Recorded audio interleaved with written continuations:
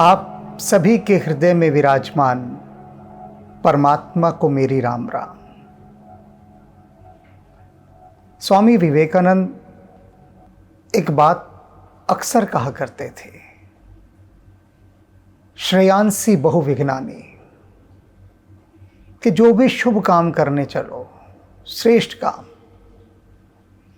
उनमें इतनी विघ्न पड़ती हैं कि जिसका कोई हिसाब नहीं। आप कोई बुरा काम करने निकलिए, कोई विघ्न बाधा नहीं आएगी, निर्विघ्न आपका बुरा काम संपन्न हो जाएगा। आएगी तो बहुत छोटी मोटी बाधाएं, लेकिन बुरा काम करने वाला उनकी परवाह नहीं करता। और शुभ काम में बाधाएं डालने के लिए न जाने कितनी बलाएं आती हैं, कितनी बुरी शक्तियां जुट जाती हैं कि वह शुभ काम ना हो। और यहां आप देख रहे हैं कितनी कठिनाई से, कितनी आशीषों और आशीर्वादों के बाद राम के द्वारा शिव का धनुष भंग किया गया। किसने मनौती नहीं मांगी, अपने सारे पुण्य पूर्ववासियों ने दिए, ऋषि मुनियों ने दिए। सीता ने तो कह ही दिया कि मैंने आज तक जो इतनी पूजा शिव, भवानी, गणेश जी आप सब की है, आज उन सब का श्रेय देने का, सिला देने का दिन आ गया है। और आप ऐसी कृपा करें कि यह जो शिव धनुष किसी से हिला भी नहीं, वह अपने भार को समेट ले और हल्का हो जाए। और मेरे राम इस धनुष को भंग करते हैं, बेकाम भी सिद्ध हो गया। सीता जी ने राम जी के श्रीकंठ में जयमाला भी डाल दी। सबको लगा सब काम कितना सुंदर हो गया, अच्छा हो गया, कोई विघ्न नहीं आई। विधाता ने सुन ली। लेकिन उसी क्षण जो राक्षसी और पापी बुद्धि के राजा थे, उन्होंने हंगामा खड़ा कर दिया कि क्या हुआ राम ने यदि शिव धनुष भंग कर दिया तो, धनुष यज्ञ की प्रतिज्ञा पूरी कर दी तो, अरे हमारे होते राम सीता का वरण कर ही नहीं सकता, सीता को हम लेकर जाएंगे। तलवारें खींच ली लोगों ने, राजा इकट्ठे हो गए, कवच बांध लिए पापी राजाओं ने। अब ऐसे में सीता, उनकी मां, जनक सभी चिंतित हो गए कि अब तो खूब रक्तपात होगा, लड़ाई होगी। हालात एकदम से बिगड़ गए। सीता की माता तो कहने लगी कि अभी काम शुभ शुरू ही नहीं हुआ था कि विधाता को फिर ये क्या सूझ गया कि ऐसा अपशगुन खड़ा कर दिया। स्थिति बड़ी भयंकर हो चली है। और राजा इससे पहले कि अपने पापपूर्ण विचारों की अभिव्यक्ति अपनी तलवारें चलाकर करते, उससे पहले अचानक धड़धड़ाते हुए भगवान परशुराम का प्रवेश होता है। अब भगवान परशुराम का प्रवेश होते ही उन सभी पापी राजाओं की घिघी बंध गई, एकदम सब सहम गए। अब देखते हैं भगवान परशुराम का आना अपना क्या प्रभाव छोड़ता है। देख महीप सकल सकुचाने, वे जितने राजा जो अहंकार से भरकर कूद रहे थे अभी कि हम नहीं मानते इस विवाह को, हम सीता को लेकर जाएंगे। वे सभी एकदम डर गए, सकुचा गए भगवान परशुराम को देखकर। बाज झपट जन लवा लुकाने, और ऐसे दुबक गए, ऐसे छिप गए जैसे बाज को देखकर बटेर का बच्चा छिप जाता है। जानता है कि बाज एक झटके में ले उड़ेगा उनको, इसलिए आश्रय ढूंढता है बटेर का बच्चा। कहीं कोने कवाने में किसी चीज के नीचे छुप जाए कि बाज उसे देख ना सके। इस तरह से ये सारे अहंकारी राजा सब छिप गए। गौर शरीर भूत भल भ्राजा, भगवान परशुराम के गोरे शरीर के ऊपर जो भभूत लगी हुई थी वो बहुत फब रही थी, बहुत आकर्षक लग रही थी। भाल विशाल त्रिपुंड विराजा, और उनके माथे पर त्रिपुंड जो तिलक लगा हुआ था उसकी तो शोभा और भी अपूर्व थी। शीस जटा, सिर पर जटाएं थी गोल गोल करके बांधी हुई। शशि बदन सुहावा, और उनका चंद्रमा जैसा मुख अति सुहावना लग रहा था, आकर्षित कर रहा था। रिस बस कछुक अरुण हुई आवा, मुख तो भगवान परशुराम का चंद्रमा के समान था, किंतु क्रोध आ जाने के कारण वह कुछ लाल हो चला था। आपने अवश्य देखा होगा, नहीं देखा होगा तो कभी देखिएगा। पूर्णिमा का चांद जब उदित होता है, उग रहा होता है, उस समय वह गुलाबी रंग का होता है, कभी कभी लाल रंग का भी होता है, कभी कभी गहरे संतरी रंग का भी होता है जब उदय होता है। इसी तरह से अभी भगवान परशुराम का उदय हुआ है, आए हैं, और उनका वह चंद्रमा जैसा मुख क्रोध के कारण लाल दिखाई दे रहा है। कितना सुंदर बिंब तुलसीदास जी ने खींचा है। भ्रकुटि कुटिल नयन रिसराते, उनकी भवें मारे क्रोध के टेढ़ी हैं, वक्र हो चली हैं, आंखें लाल हैं क्रोध के मारे।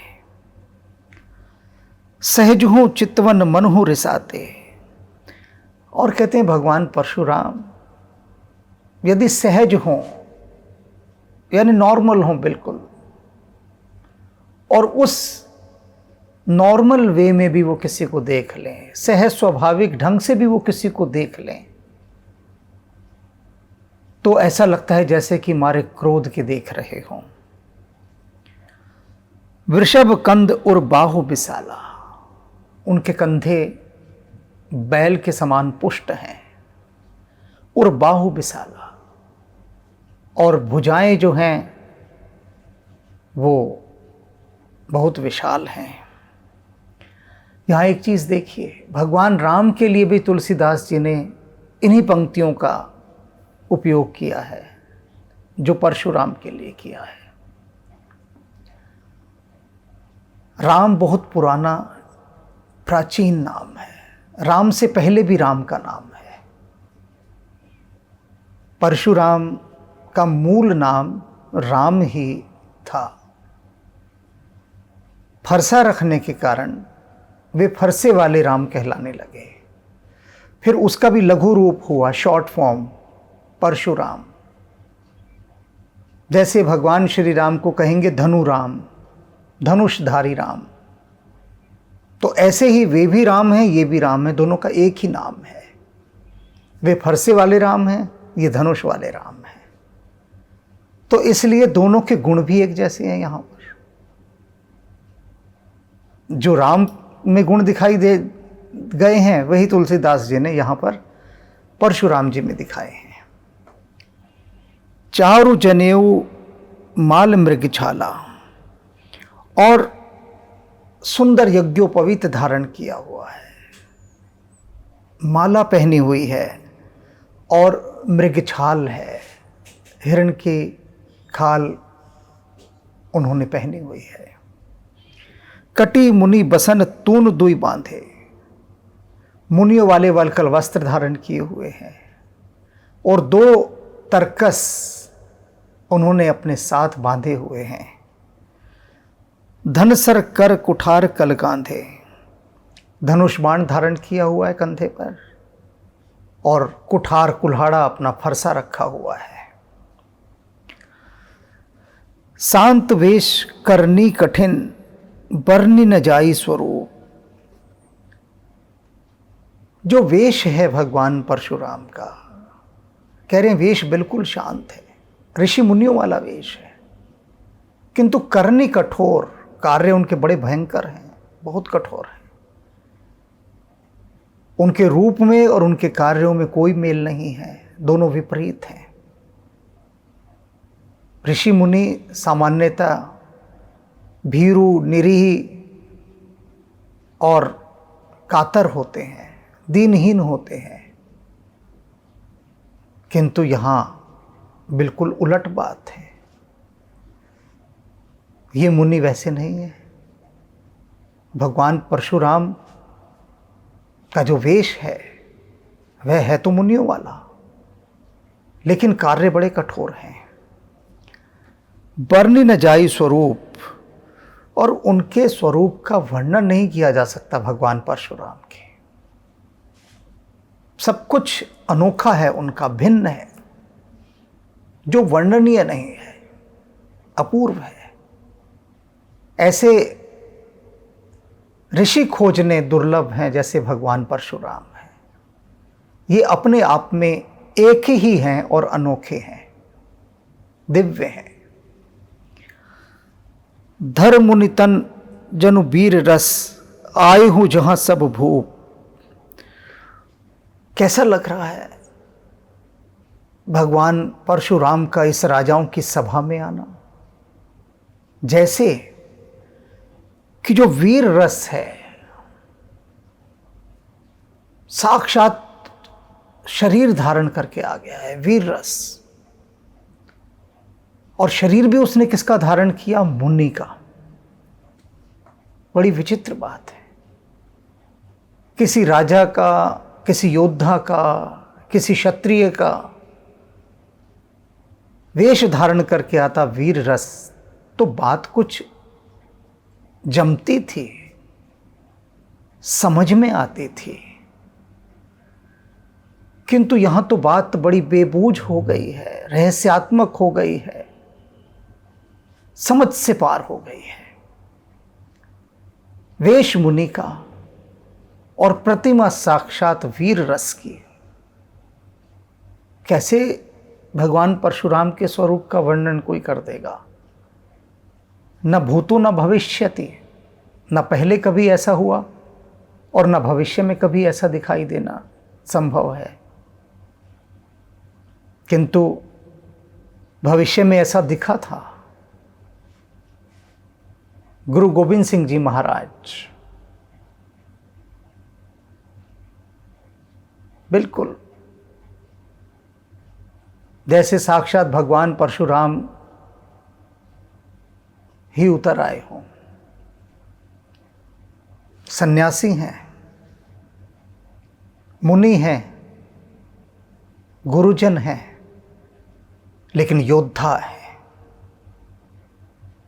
साहस नहीं कि किसी की बुरी दृष्टि प्रजा के ऊपर पड़ जाए, कहीं कोई अन्याय या अत्याचार कर जाए, ऐसी दृष्टि। तो भगवान परशुराम जैसे मुनि के वेश में वीर रस शरीर धारण करके राजाओं की सभा के मध्य आ गया हो। देख भृगपति वेश विकराला, देखत भृगपति वेश कराला। भृगुपति भगवान परशुराम का यह भयंकर रूप देखकर उठे सकल भय विकल भुआला। सारे राजा भय से व्याकुल होकर उठ खड़े हो गए। बहुत कूद रहे थे, अभी तक गाल बजा रहे थे, हम ये कर देंगे, हम वो कर देंगे, हम सीता को छीन कर ले जाएंगे। सब चुप हो गए, किसी से बोला ही नहीं जा रहा, और भय के मारे खड़े हो गए एकदम भगवान परशुराम के आगे।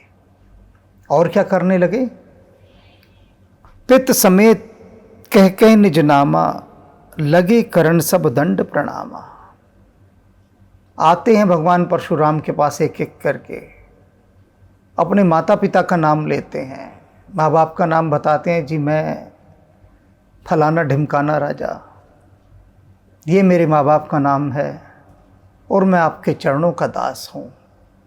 और ऐसा कह के उनके चरण की वंदना करते हैं।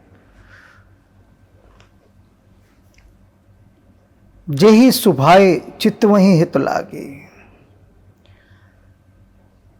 सो जानई जनु आई खुटाने। भगवान परशुराम के आगे पहुंचते ही इन सभी राजाओं की सारी हेकड़ी निकल गई। अब आकर अपनी हाजिरी लगा रहे हैं, अपने पूरे कुल का परिचय देते हुए चरणों पर माथा टेक रहे हैं। क्यों कर रहे हैं ऐसा? क्या वजह है? अभी तक जो इतनी वीरता दिखा रहे थे अपनी कि हम ये कर देंगे, हम राम को सीता का वरण नहीं करने देंगे, अब कहाँ गई वे सब बड़ी बड़ी बातें? क्यों कांप उठे भगवान परशुराम के आगे? तो इसका उत्तर देते हैं तुलसीदास जी। कहते हैं, जेहि स्वभाव चित्त वहीं हित जाने, कि भगवान परशुराम का स्वभाव कैसा है कि यदि वो किसी को सहज दृष्टि से भी देख लेते हैं, प्रेम भरी दृष्टि से भी किसी की ओर देख लें, देख प्रेम की दृष्टि से रहे हैं, सहज ऐसे यूं ही किसी को देख लें, सो जानई जनु आई खुटाने। और वो आदमी क्या समझता है, जिसकी तरफ भी देख लें कि भैया हमारी आयु पूरी हो गई, अब गए काम से। भगवान परशुराम ने हमारी तरफ देख लिया है, तो बस यहीं तक जिंदगी थी, अब जिंदगी नहीं है। इतना भय खाते थे राजा। जिस राजा की ओर टेढ़ी नज़र से देख लिया, वही मान लेता था कि भैया आप डोरी डंडा समेटो, चलो यमराज के पास, क्योंकि आ गए हैं भगवान परशुराम। इसलिए ये सारे राजा कांप रहे हैं। जनक बहोर आई सिरनावा। इसके बाद जब सब राजा लोग जा चुके नमस्कार करके, फिर जनक आए, उन्होंने सिर नवाया, प्रणाम किया। सिय बोलाई प्रणाम करावा, फिर सीता को बुलाया, प्रणाम करवाया कि प्रभु ये पुत्री है मेरी। सीता ने प्रणाम किया, उनको आशीर्वाद दिया भगवान परशुराम ने। आशीष दीन सखी हरसाने, जब आशीर्वाद दिया तो कृपा हो गई। भगवान परशुराम जिसे आशीर्वाद दे दें नैया पार, तो सखी हर्षाने, सीता की सारी सखियां जो साथ में आई थी वे बड़ी हर्षित हुई, बहुत प्रसन्न हुई कि भगवान परशुराम प्रसन्न है। निज समाज ले गई सयानी, सयानी थी, होशियार थी, आशीर्वाद दिलवा के तत्काल वहाँ से सीता को लेकर चली गई अपने स्थान पर, जहाँ सारी रानियाँ बैठी थी, स्त्रियाँ बैठी थी राज समाज की, और वहाँ रुको नहीं ज़्यादा देर, बस आशीर्वाद दिलवाया और ले गई। खड़ा होना वहाँ खतरे से खाली नहीं था। विश्वामित्र मिले पुनः आए, अब उसके बाद विश्वामित्र आते हैं, मिलते हैं, नमस्कार इत्यादि होता है। पद सरोज मेले दो भाई, विश्वामित्र ने राम और लक्ष्मण को बुलाया कि आओ भगवान परशुराम आए हैं, चरण वंदन करो, नमस्कार करो। राम और लक्ष्मण ने भी भगवान परशुराम की चरण वंदना की। राम लखन दशरथ के ढोढा विश्वामित्र परिचय देते हैं कि ब्राह्मण देव, ये जो दोनों राजकुमार हैं ये दशरथ के पुत्र हैं। दीन ही आशीष देख भल जोटा। परशुराम ने राम और लक्ष्मण को भी आशीष दी और उनकी सुंदर जोड़ी को देखते ही रह गए, देखते ही रह गए। राम ही चित्त ही रहे थक लोचन, और राम को देखते हुए तो उनके नेत्र ही स्तंभित रह गए, ठगे से रह गए परशुराम राम को देखते, उनके सौंदर्य को। एक ऐसा गहरा आकर्षण, एक कशिश जिसने बांध कर रख दिया परशुराम को, और वे बस राम को देखते ही रहे। रूप अपार मार मद मोचन, ऐसा रूप भगवान राम का जिसने कामदेव के भी अहंकार को तोड़ कर रख दिया। उस रूप को निहारते निहारते भगवान परशुराम थक नहीं रहे हैं, स्तब्ध हो गए।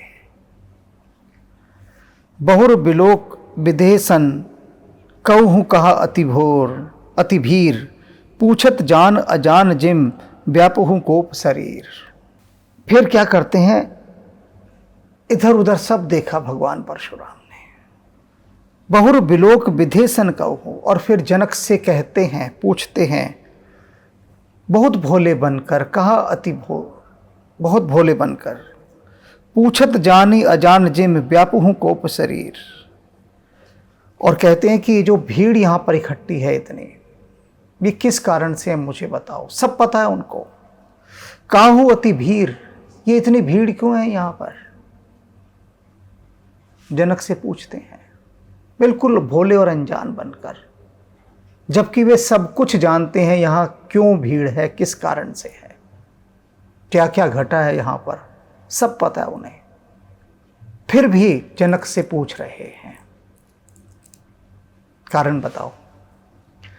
समाचार कह जनक सुनाए, यही कारण महीप सब आए। जनक ने वो सारा कारण कह के सुना दिया भगवान परशुराम को कि जी ये जो इतनी राजाओं की भीड़ आप देख रहे हैं ना, ये भगवान इस कारण से है यहाँ पर, यह इसका कारण है भीड़ के होने का। सारा कुछ बता दिया। सुनत बचन फिर अनत निहारे, देख चाप खंड मही डारे। उन्होंने बात सुनी सारी जनक की, और आखिर में जनक का यह कथन भी सुना कि शिव का धनुष भंग कर दिया गया है। परशुराम जी ने उधर दृष्टि डाली तो क्या देखते हैं, देख छाप खंड मही डारे। किसने धनुष को तोड़कर भूमि पर फेंका हुआ है।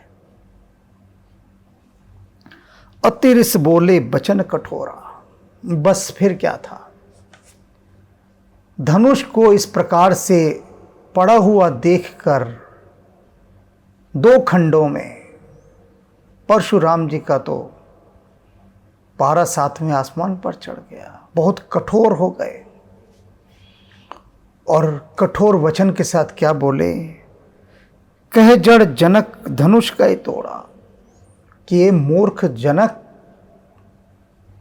संबोधन क्या देते हैं, क्रोध में आके एकदम, ऐ मूर्ख जनक, बताओ मुझे कि ये शिव का धनुष किसने तोड़ा है। बेग दिखाऊ मूढ़ न त आजू, उलट मही जहां लही तब राजू। मुझे तत्काल बताओ कौन है जिसने धनुष तोड़ा है, नहीं तो जहां तक तुम्हारा ये साम्राज्य है ना जनक, सारी भूमि को उलट पलट के रख दूंगा मैं। बताओ मुझे किसने ये तोड़ा है। भयंकर क्रोध में आ गए।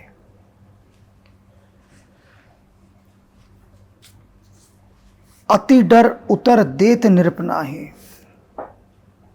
जनक इतने डर गए भगवान परशुराम की यह वाणी सुनकर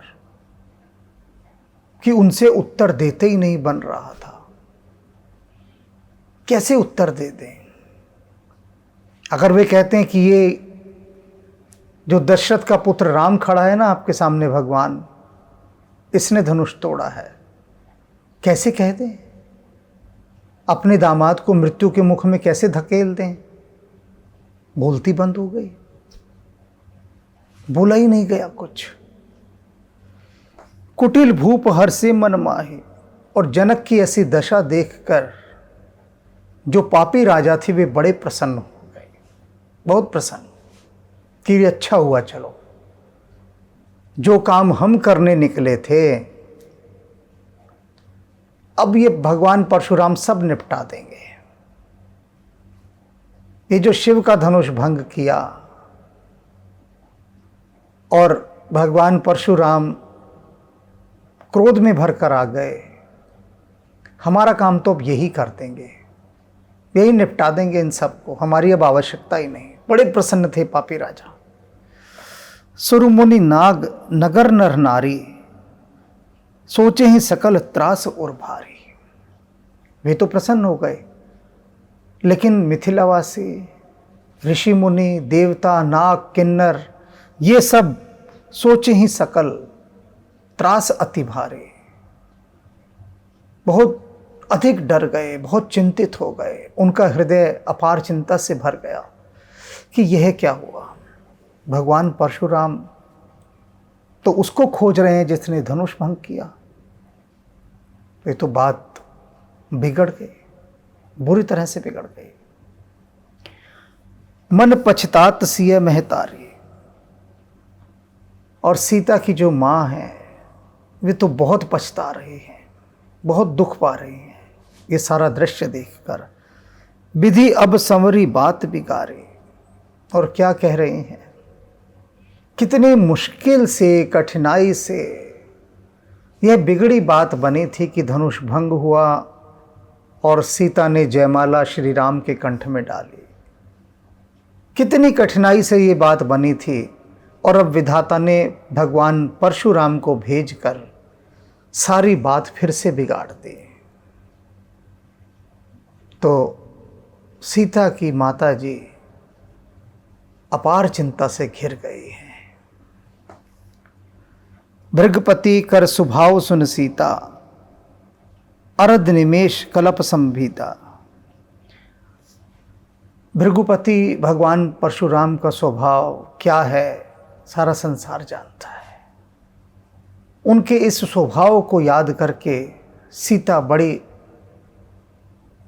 गहरी चिंता में डूब गई है। और उसका परिणाम क्या हुआ है, अर्ध निमेष, एक निमिष से भी आधे निमिष का समय, पलक झपकने से भी आधे का समय उनको ऐसे लग रहा था जैसे एक एक कल्प का समय हो, बहुत भारी।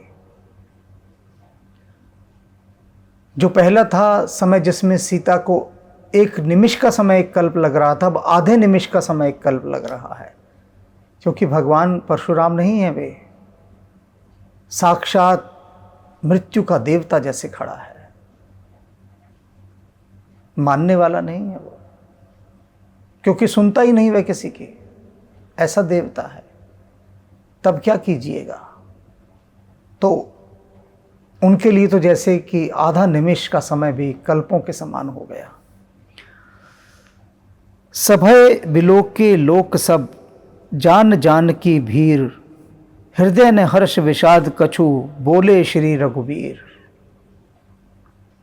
अब भगवान राम ने सब लोगों की ओर देखा, जितने सब चारों तरफ लोग थे। देखते हैं कि सब लोग बहुत डरे हुए हैं, सारे लोग। फिर उन्होंने सीता की ओर देखा, सब जान जान की भी, सीता के मन की सारी बात जान गए कि इस समय सीता कितनी अधिक भयभीत हैं, चिंतित हैं, शंकित हैं कि जाने परशुराम क्या करेंगे। सीता के मन का भय, उनके मन का प्रेम, सब कुछ राम एक एक क्षण क्षण की उनके भीतर घटती भाव दशा को अपने हृदय में अनुभव कर रहे हैं। और इस समय भी उन्होंने जान लिया कि सीता बहुत बड़े भय से इस समय दो चार हो रही हैं। अब भगवान श्री राम परशुराम जी से कहते हैं, और कहते समय हृदय ने हर्ष विषाद कुछ, उनके हृदय में कहते हुए ना कुछ हर्ष है, ना कोई दुख है, ना आक्रोश है, कुछ नहीं है। सहज स्वाभाविक रूप से निष्कंप, बिना किसी कंपन के, ना खुशी का कंपन है, ना कोई दुख का, ना भय का, निष्कंप होकर वे क्या कहते हैं भगवान परशुराम से, नाथ शंभु धनु भंजन हारा, होई केहू एक दास तुम्हारा। कि हे भगवान, जिसने भी यह शिव धनुष तोड़ा है, जो भी है, आपका ही कोई दास है। आपके दास के अलावा किसमें इतना साहस कि कोई शिव के धनुष को हाथ भी लगा दे। भंग करना तो बहुत दूर की बात है, बहुत दूर की बात। तो आप ही का कोई दास रहा होगा जिसने इसे भंग किया है। अब शैली देखिए कहने की, कि इतने क्रोध में भरे हुए भगवान परशुराम आए हैं और राम उनको कितने प्रेम आदर से निष्कंप स्वर से कहते हैं कि आपके ही किसी दास का ये काम है, आपके ही किसी भक्त का, किसी सेवक का ये काम है, और किसी का नहीं है। आयस कहा कही किन मोही, सुन रिसाई बोले मुन को ही। अब क्या कहते हैं राम कि हे प्रभु, मुझे आज्ञा दीजिए, मेरे लिए क्या आदेश है, आप बताइए। आपका तो यह शिव धनुष जो है किसी आपके सेवक ने भंग किया है, मेरे लिए आपका क्या आदेश है, आप मुझे बताइए, आज्ञा दीजिए। सुन रिसाए बोले मुन को ही। राम की यह बात सुनकर भगवान परशुराम और भड़क गए और बड़े क्रोध में बोले, बहुत क्रोध से बोले। अब ये बात भड़कने वाली नहीं थी बिल्कुल भी, लेकिन वे भड़के भड़काए ही आए हैं, जल बल रहे हैं, तो कुछ भी डालो उनके क्रोध की आग में, वह घी का ही काम करेगा। पानी डालोगे, पानी भी घी बन जाएगा, और वो बन रहा है यहां पर। राम के इन सुंदर वचनों को सुनकर वे क्या कहते हैं क्रोध में भरकर, सेवक सोजो करे सेवकाए। कहते हैं राम, तुम कह रहे हो कि यह काम मेरे किसी सेवक ने किया है। अरे सेवक तो सेवा करते हैं, ऐसे काम नहीं करते। अरे करनी करी करी है लड़ाई, उसने तो जो काम किया है ये दुश्मनों वाला काम किया है, शत्रुता निभाने वाला काम, और उसके साथ तो लड़ाई ही करनी बनती है। सेवक वेवक नहीं है वो कोई, सेवक तो सेवा करते हैं, उसने सेविकाई थोड़ी ना की है, उसने तो शत्रुओं वाला काम किया है कि शिव धनुष को भंग कर दिया। सुनहु राम जही शिव धनु तोड़ा। कहते हैं सुन लो राम, जिसने भी ये शिव का धनुष तोड़ा है ना, सहस बाहु सम सो रिपु मोरा। जानते हो मेरा कैसा शत्रु है, सहस्र बाहु के समान। स्थिति स्पष्ट कर दी परशुराम ने कि जिसने ये शिव का धनुष तोड़ा है उसकी मैं क्या दुर्गति करने वाला हूं। उसकी तुलना कर दी कि शिव धनुष तोड़ने वाला मेरी दृष्टि में सहस्त्रबाहु के समान है। सहस्त्रबाहु एक बहुत बलवान क्षत्रिय राजा था, 1000 भुजाएं थी उसकी, और भगवान परशुराम ने उसको काट के फेंक दिया, मार डाला। और स्पष्ट कह रहे हैं वो कि जिसने शिव धनुष तोड़ा है उसे मैं सहस्त्र भावों के समान काट के फेंक दूंगा। इतने क्रोध में भरे हुए हैं।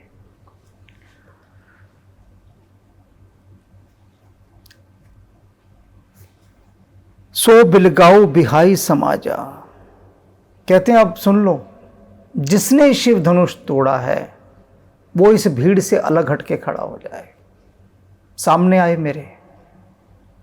न ते मारे जाई हैं सब राजा, नहीं तो जितने राजा यहां खड़े हैं सब मारे जाएंगे, कोई नहीं बचेगा। तो या तो खुद बता दें सारे लोग कि इसने धनुष तोड़ा है, नहीं बताते तो जिसने धनुष तोड़ा है वो स्वयं बाहर आ जाए इस भीड़ से। क्योंकि अगर मैं सब राजाओं को मारूंगा तो उसमें वह भी मारा जाएगा। तो अच्छा है निरपराध न मारे जाएं, निर्दोष न मारे जाएं, बेकसूर न मारे जाएं, जो कसूरवार है वह सामने आ जाए। घोषणा कर रहे हैं भगवान परशुराम। सुन मुनि बचन लखन मुस्काने। अब भगवान परशुराम के ऐसे क्रोध भरे वचन सुनकर जहां सारे राजा भय से कांप रहे हैं, बटेर की तरह जान बचाते छिप रहे हैं, वहां लक्ष्मण मुस्कुरा रहे हैं भगवान परशुराम की बात सुनकर। बोले परुषधर ही अपमाने, और मुस्कुराते हुए भगवान परशुराम का अपमान करते हुए कहते हैं। ध्यान देने वाली बात है यहां पर। राम ने जब भगवान परशुराम से पहला वाक्य कहा अति सम्मानजनक, और लक्ष्मण जो कह रहे हैं वह अति अपमानजनक, बेइज्जती करने वाली बात, तिरस्कार करने वाली बात, हंस रहे हैं एक तो उनके ऊपर, और हंसते हुए वो अपमानजनक शब्दों में क्या कहते हैं, बहुधन ही तोरी लड़काए। कि हे भगवान, बचपन में हमने बहुत सी धनु ही तोड़ी हैं। धनु ही कहते हैं, धनुष तो होता है पूरा बड़ा, धनु ही माने छोटे छोटे से धनुष जो बच्चों के खेलने के होते हैं, उसको धनु ही कहते हैं। तो कहते हैं बचपन में हमने बहुत धनु ही तोड़ी हैं, बहुत ज्यादा। कबहू ने असरिस की नहीं गोसाई, कहते तब तो आपने कभी आके ऐसा गुस्सा नहीं किया जैसा आज कर रहे हैं। ये कोई आज का हमारा धंधा थोड़ी ना धनुष तोड़ने का। बचपन से न जाने कितने सैकड़ों धनुएं हमने तोड़ डाली खेल खेल में, यूं ही। आप कभी नहीं आए क्रोध करने, तब आप कहाँ थे? ऐसे चिढ़ाते हुए हंसते हुए भगवान परशुराम का वे उपहास उड़ा रहे हैं, मजाक कर रहे हैं, अपमान कर रहे हैं। ए धनु पर ममता की ही हो तो, कहते हैं इस धनुष पर आपकी इतनी ममता कहाँ से हो गई? बड़ा प्यार आ रहा है इस धनुष के ऊपर कि ये टूट गया तो हाय हल्ला मचा दिया, यहाँ पर हाय हाय कर रहे हैं, मार डालूंगा, ये कर दूंगा, वो कर दूंगा। तब कहाँ थे जब हमने इतनी धनुइयाँ तोड़ी? सुन रिसाई के भृग कुल के तू। अब सोचिए भगवान परशुराम के क्रोध की आग कहां पहुंच गई होगी। और क्या कहते हैं भगवान परशुराम अपने उस क्रोध की आग में, रे निरप बालक काल बस बोलत तो ही न संभार। और राजा के बेटे, लगता है तेरी मौत आई है, काल के वशीभूत तू हो गया है, तभी तुझे समझ नहीं आ रहा तू क्या बोल रहा है, वरना तू संभल के बोलता। निश्चित रूप से काल तेरे सिर पर आकर बैठ गया है, तुझसे वह यह सब बुलवा रहा है। धनु ही सम त्रिपुरारी धनु विदित सकल संसार। कह रहे तू क्या कह रहा है? ये जो धनुष टूटा है इसकी तुलना तू अपने बचपन की छोटी छोटी धनुओं से कर रहा है। क्या तू जानता नहीं? सारा संसार जानता है ये भगवान शिव का महान धनुष है, और तुझे पता ही नहीं तू क्या बोल रहा है, क्योंकि काल तेरे सर पर बैठा है, वह तुझसे ऐसी बातें कहलवा रहा है। लखन कहा हंसी हमरे जाना, सुनो देव सब धनुष समाना। ये बात सुनकर भगवान परशुराम की लक्ष्मण जी और हंसते हैं और कहते हैं कि हमारे लिए तो यह शिव धनुष और बचपन में तोड़ी गई धनुइयां सब एक समान है, हमें कोई फर्क नहीं दिखाई देता। आपको दिख रहा होगा कि महान शिव का धनुष है, हमें नहीं दिखता। हमें तो वही लगता है कि वही धनुई है बचपन की। काछति लाभ चुन धनु तोरे, देखा राम नयन के भोरे। कहते ये पुराना धनुष था, टूट गया, इसमें आप कौन सा लाभ कौन सी हानि देख रहे हैं? पुराना धनुष था। और कहते हैं भगवान राम ने तो, मेरे प्रभु श्री राम ने तो इसे नया जानकर छुआ ही था, नयनों से अपने देखा ही था। बस उन्होंने सोचा कि कोई नया धनुष होगा, और ये क्या है, उनके तो छूते ही टूट गया पुराना धनुष, तो इसका क्या लाभ हो और क्या हानि।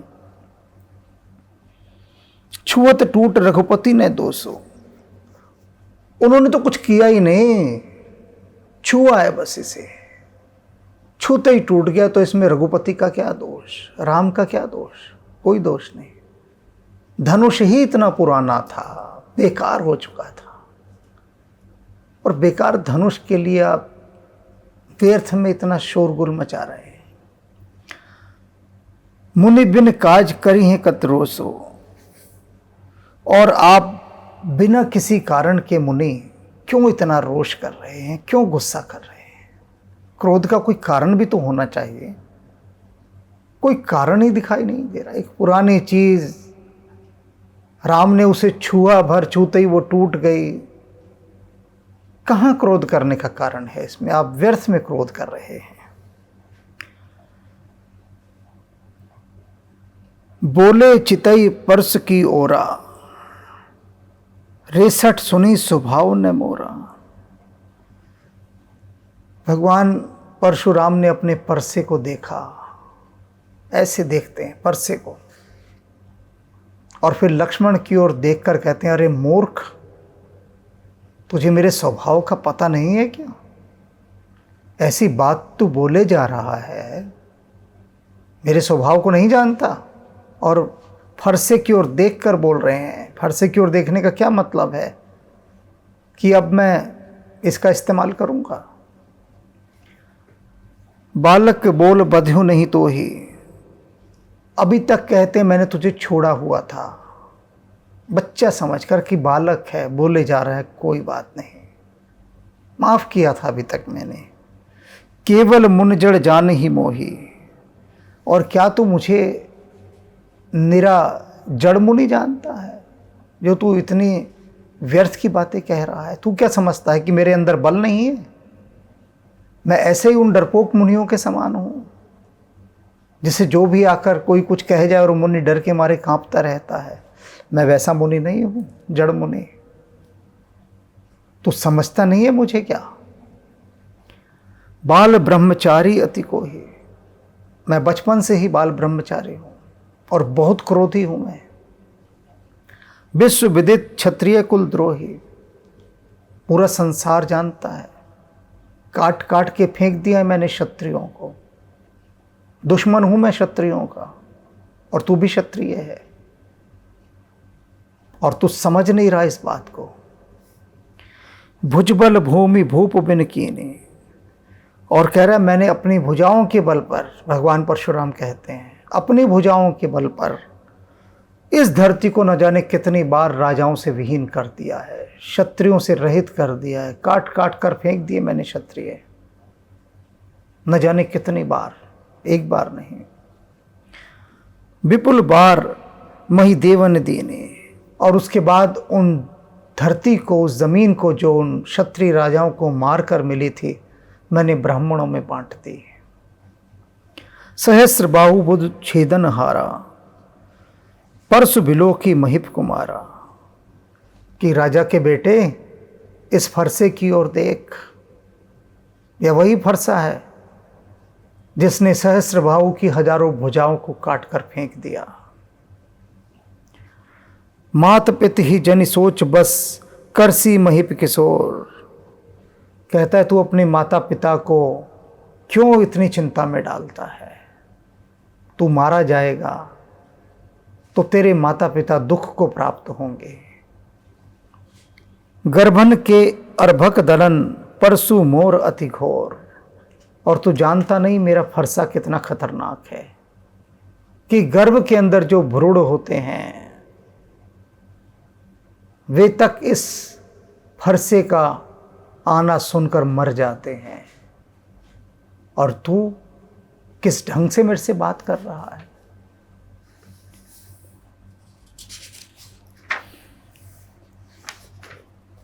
बिहस लखन बोले मृत्युबाने। लक्ष्मण जी हंसते हुए बड़ी मधुर वाणी में बोले। अब यहां वो मधुर वाणी में नहीं बोल रहे हैं, इस प्यार भरी वाणी के अंदर भी लक्ष्मण जी की जहर बुझे तीर भरे पड़े हैं।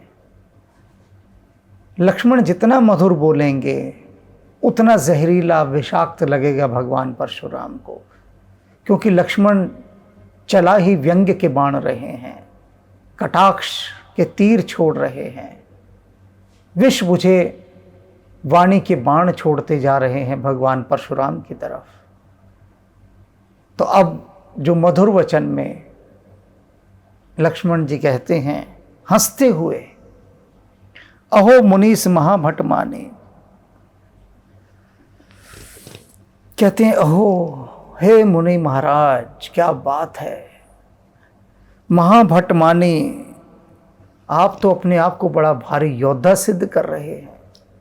क्या बात है आपकी, प्रणाम भगवान आपको। मुनि वेशधारी हैं और स्वयं को कितना महान योद्धा बता रहे हैं। महाभट मानी, पुनि पुनि मोहि दिखाओ कुठारो। बार बार मुझे अपना कुल्हाड़ा दिखा रहे हैं, ये फरसा दिखा दिखा के डरा रहे हैं। चहत उड़ावन फूंक बहारो। और जानते हैं आप क्या कर रहे हैं? मुझे फरसा दिखाकर आप कौन सा काम करना चाह रहे हैं? ऐसी बात कह दी इस समय लक्ष्मण जी ने भगवान परशुराम को कि अब भयंकर आग लगने वाली है भगवान परशुराम को, भयंकर आग। हंसते हुए कह दिया, मजाक उड़ाते हुए भगवान परशुराम को। क्या मुनि है वाह, क्या मुनि है, महान योद्धा। बार बार मुझे कुल्हाड़ा दिखा रहे हैं और जानते हैं ये आपका काम कैसा है, आपकी इच्छा कैसी है, जैसे कि आप फूंक मारकर किसी पहाड़ को उड़ा देना चाहते हो। यानी आप जो इतना बोल रहे हैं ना अपने बारे में, कुछ नहीं है ये आपकी फूकें हैं और हम पहाड़ हैं, और आप अपनी फूंक मार के हम जैसे पहाड़ों को उड़ाने का मंसूबा बांधे हुए हैं। भूल जाइए। अब आप सोच सकते हैं कि भगवान परशुराम के भीतर कैसे ज्वालामुखी फट रहे होंगे,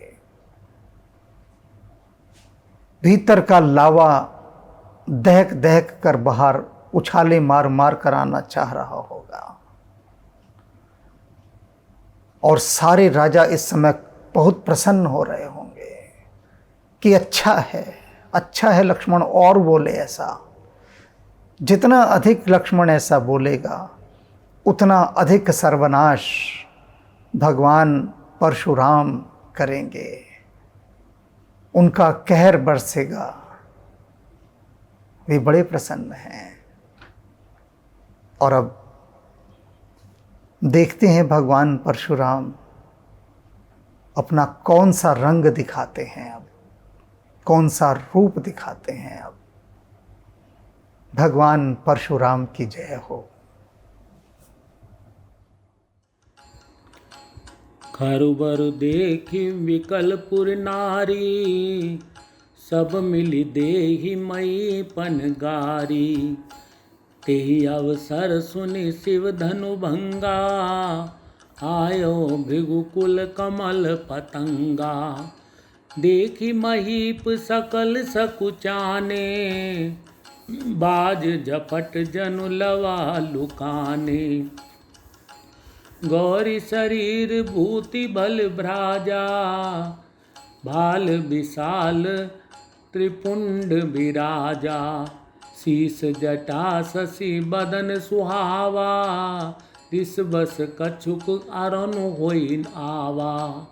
भ्रुकुटी कुटिल नयन रिसराते, सहज उचितवत मनौ रिसाते। वृषभ कंद और बाहु विशाला, चारु जनेऊ माल मृग छाला। कटि मुनि बसन तून दुई बांधे, धनुसर कर कुठारु कल कांदे।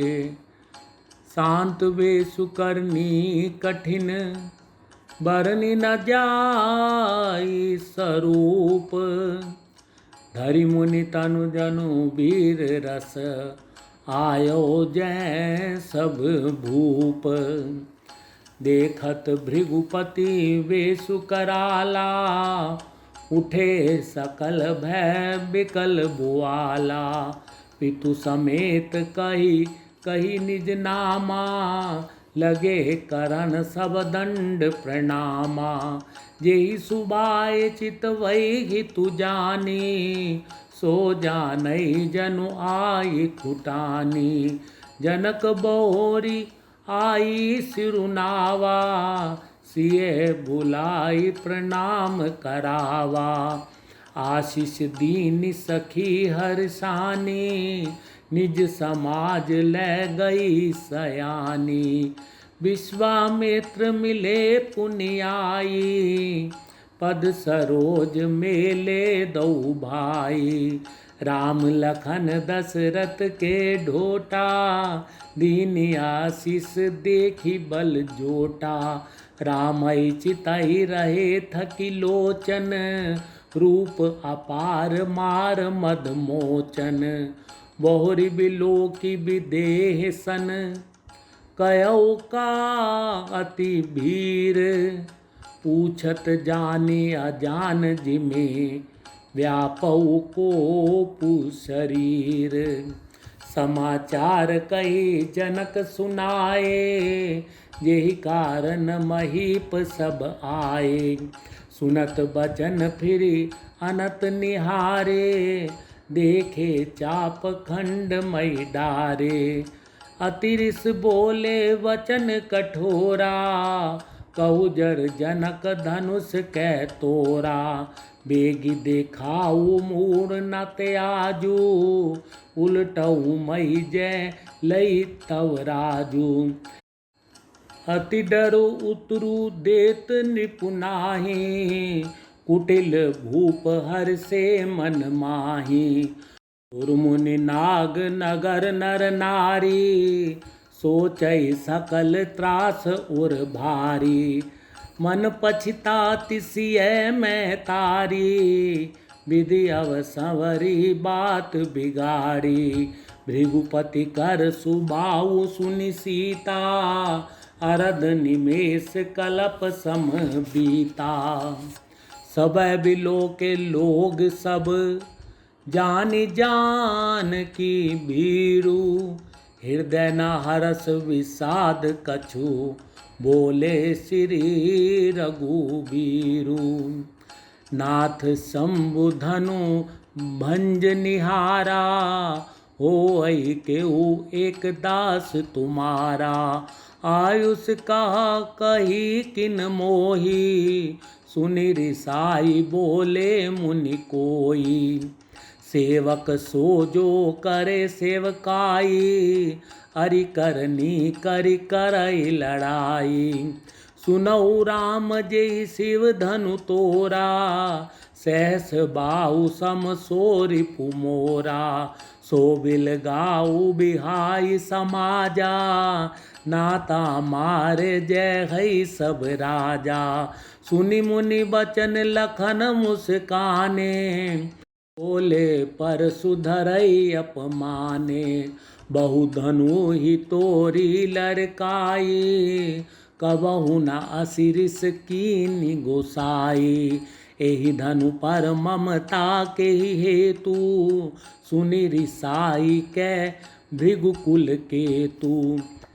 रे नृप बालक काल बस, बोलत तो ही ना संभार, धुन ही सम त्रिपुरारि धनु, विदित सकल संसार। लखन कहा हसी हमरे जाना, सुनऊ देव सब धनुष समाना। काछति लाभ जून धनु तोरे, देखा राम नयन के भोरे। छुअत टूट रघुपति हु न द्योसु, मुनि बिनु काज करे कतरोसु। बोले चितई परसु की ओरा, रेसठ सुनहि सुभाऊ न मोरा। बालक बोली बदऊ नहीं तोरी, केवल मुनि जर जानई मोही। बाल ब्रह्मचारी अति कोही, विश्व विदित क्षत्रिय कुल द्रोही। भुजबल भूमि भूप बिनु कीनी, विपुल बार मही देवन दीनी। सहस बाहु भुज छेद निहारा, परसु बिलोक महीप कुमारा। मात पितई जनि सोच बस, करसी महीस किशोर। ग्रवन के अर्भक दलन, परस मोर अति घोर। बिहसी लखन बोले मृदुबानी, अहो मुनीस महाभट मानी। पुनि पुनि मोहि देखाव कुठारू, चहत उड़ावन फूंकी पहाड़ू। चहत उड़ावन फूंकी पहाड़ू।